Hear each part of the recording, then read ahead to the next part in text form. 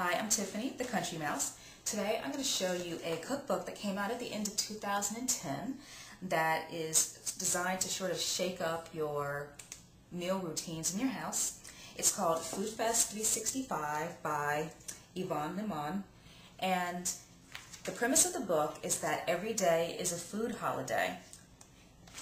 So if you need to shake up your humdrum meal routines, you can take this book and see the suggestions that it offers for any given day and try those in your home.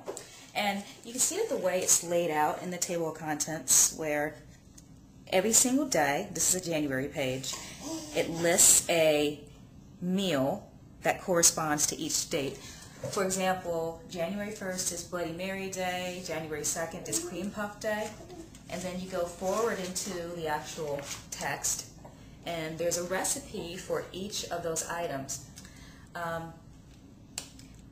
I found that the recipes were actually really well written. The commentary is very conversational.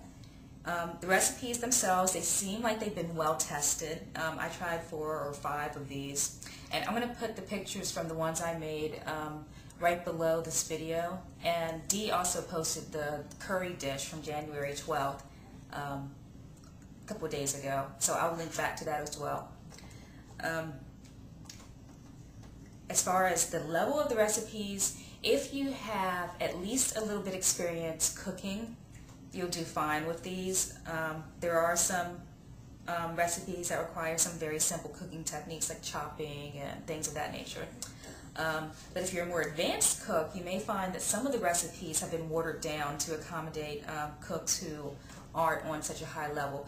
For example, on January 8th, the English toffee recipe is made in such a way that it does not require a candy thermometer. And if you know anything about candy making, you know that you need to get sugar up to a certain temperature and then remove it quickly so that it doesn't overcook.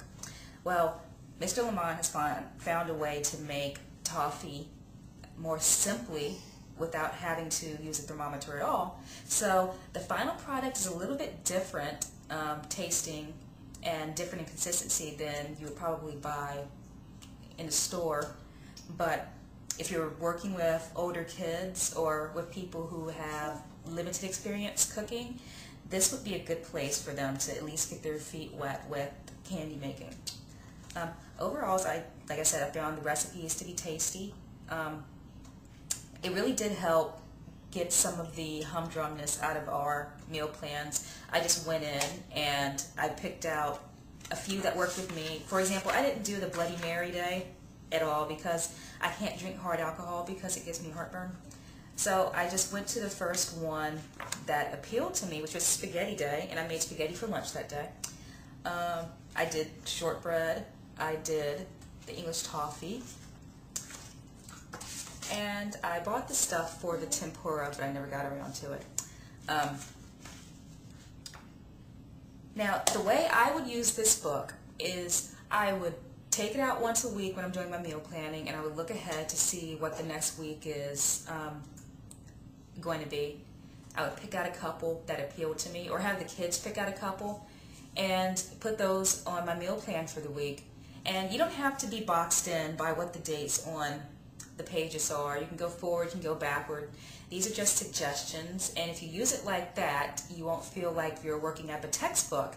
But it really is a fun book, and if you're cooking with kids, it's a great way to get ideas and to make your nightly meals a little more fun. So again, this is FoodFest 365 by Yvan Lemoine.